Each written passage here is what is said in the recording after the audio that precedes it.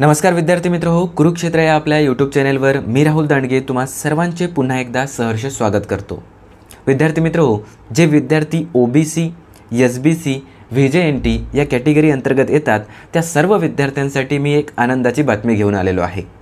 SBC, OBC, VJNT या विद्यार्थ्यांसाठी वसतिगृह सुरू होत आहेत।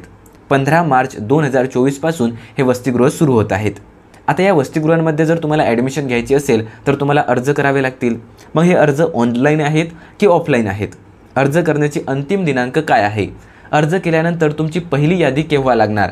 त्या पहिल्या यादीनुसार तुम्हाला ॲडमिशन केव्हा करायची आहे? त्यानंतर दुसरी यादी केव्हा लागणार? याबद्दलची सविस्तर माहिती या व्हिडिओ अंतर्गत मी तुम्हाला देणार आहे। आता ही जी काही माहिती मी तुम्हाला देत आहे या माहितीचा स्रोत काय आहे? तर 22 फेब्रुवारी 2024ला लोकसत्ता या वर्तमानपत्रामध्ये एक न्यूज आली होती आणि त्या न्यूजचा पाठपुरावा करून ही माहिती मी तुमच्यापर्यंत पोहोचवत आहे। बघा, 15 मार्च 2024 पासून हे वसतिगृह सुरू होत आहेत। आता तुम्हाला या वसतिगृहांच्या ॲडमिशनसाठी अर्ज करायचे आहे। ते अर्ज तुम्हाला ऑफलाईन करायचे आहे। कसे करायचे आहे? ऑफलाईन करायचे आहे।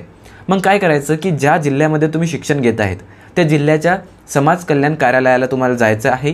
तिथं विचारपूस करायचं आहे, त्यांच्याकडून फॉर्म घ्यायचा आहे आणि तो फॉर्म ते सांगतील त्याप्रमाणे भरायचा आहे।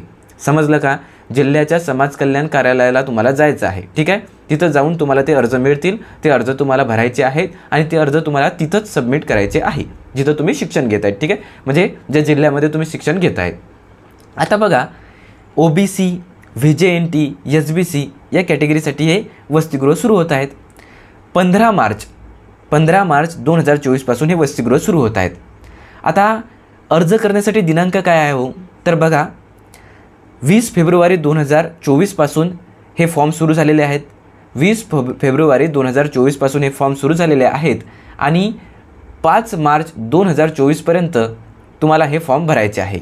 20 फेब्रुवारीपासून तर 5 मार्च 2024 पर्यंत हे अर्ज तुम्हाला तिथं जाऊन भरायचे आहे। त्यानुसार पहिली निवड यादी केव्हा लागणार? तर 15 मार्च 2024ला पहिली निवड यादी लागेल आणि त्या पहिल्या निवड यादीनुसार तुम्हाला प्रवेश केव्हा करायचा आहे? तर 25 मार्च 2024 पर्यंत तुमचे प्रवेश होऊन जातील। आता समजा त्यामधले बहुतेक काही विद्यार्थी असे असतात की जे ॲडमिशन घेत नाही, मग त्या ज्या रिक्त जागा राहतात त्या रिक्त जागांसाठी दुसरी यादी लागेल। ती दुसरी यादी केव्हा लागेल? तर ती दुसरी यादी लागेल 28 मार्च 2024 पर्यंत आणि त्यानुसार तुम्हाला 5 एप्रिल 2024 पर्यंत ॲडमिशन करायची असेल। आता बघा, जागांची वाटणी करण्यात आलेली आहे। 100 जागा आहेत आणि त्या 100 जागा म्हणजे प्रत्येक जिल्ह्यामध्ये, बरं का, समाज कल्याण वसतिगृहाच्या त्या ठिकाणी प्रत्येक जिल्ह्यामध्ये तुम्हाला 100 जागा आहेत। त्या 100 जागांची वाटणी कशा प्रकारे केलेली आहे ते मी तुम्हाला सांगतो। इतर मागास वर्गाचे जे विद्यार्थी आहेत त्यांच्यासाठी 46 जागा आहेत। किती? 46 जागा आहेत।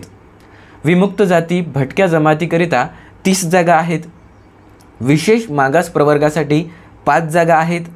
दिव्यांगाकरिता 4 जागा आहेत। अनाथ विद्यार्थ्यांकरिता 2 जागा आहेत आणि अमा प्रवर्गासाठी किंवा EMWसाठी 3 जागा आहेत। तसेच खासबाबकरिता 10 जागा आहेत। अशा प्रकारे 100 जागांचं वर्गीकरण करण्यात आलेलं आहे आणि तुम्हाला कुठं हे फॉर्म मिळतील? तर तुम्हाला स्थानिक जिल्ह्यातील सहाय्यक आयुक्त समाज कल्याण कार्यालय डॉक्टर बाबासाहेब आंबेडकर सामाजिक न्याय भवन इथे भेट द्यायची आहे। तिथं जाऊन ॲप्लिकेशन घ्यायचे आहेत, फॉर्म घ्यायचे आहेत आणि ते फॉर्म तुम्हाला भरून तिथंच सबमिट करायचे आहे आणि त्यानुसार तुमच्या याद्या लागतील आणि त्यानुसार तुमचे ॲडमिशन होईल। म्हणून काय करणार? तर तुम्ही समाज कल्याण कार्यालयाला भेट द्या, तिथं जाऊन फॉर्म घेऊन या आणि ते फॉर्म भरा, ठीक आहे। ज्याप्रमाणे SC STसाठी जे फॉर्म असतात तेच फॉर्म असणार आहेत। त्याच फॉर्मला तुम्हाला तेच डॉक्युमेंट जे त्यांना सांगितलेलं आहे तशा प्रकारचे डॉक्युमेंट तुम्हाला जोडावे लागणार आहेत। तो फॉर्म तुम्ही घेतल्यानंतर तुम्हाला कोणते डॉक्युमेंट जोडावे लागतील याबद्दलची माहिती मिळूनच जाईल, ठीक आहे। तुम्हाला जर वसतिगृह पाहिजेत असतील तर बघा, तिथं खाणं आणि राहणं मस्त मोफत असते, बरं का। त्यामुळं तुम्ही फॉर्म भरा, या योजनेचा तुम्ही फायदा घ्या, ठीक आहे। ही जी काही OBC, SBC, VJNT कॅटेगरींसाठी ही जी काही योजना आता अंमलबजावणी होत आहे या योजनेची, त्या योजनेचा तुम्ही फायदा घ्यावा अशी मी तुम्हाला विनंती करतो। हा व्हिडिओ तुम्हाला जर आवडला असेल तर या व्हिडिओला लाईक करा, तुमच्या मित्रमैत्रिणींपर्यंत हा व्हिडिओ पोचवा। चला तर भेटूया पुढील व्हिडिओमध्ये। तोपर्यंत हसत खेळत अभ्यास करत राहा। आणि हो, आणखी एक माहिती तुम्हाला सांगायची राहिली, ती माहिती अशी आहे की ह्या ज्या काही 100 जागा आहेत या 100 जागापैकी 70% ज्या जागा असणार आहेत त्या व्यावसायिक अभ्यासक्रमाच्या विद्यार्थ्यांसाठी असणार आहे। व्यावसायिक अभ्यासक्रम म्हणजे काय? ते जे MBA वाले असतात, इंजिनिअरिंगवाले असतात, हा जो कोणता अभ्यासक्रम असतो व्यावसायिक, त्यांच्यासाठी 70% जागा आहेत आणि जे बिगर व्यावसायिक अभ्यासक्रमाचे आहेत जसं की BA, BSc, MA, तर या विद्यार्थ्यांसाठी 30% जागा आहेत. अशा प्रकारे जागांची वाटणी आहे. चला तर भेटूया पुढील व्हिडिओमध्ये. तोपर्यंत हसत खेळत अभ्यास करत राहा. धन्यवाद.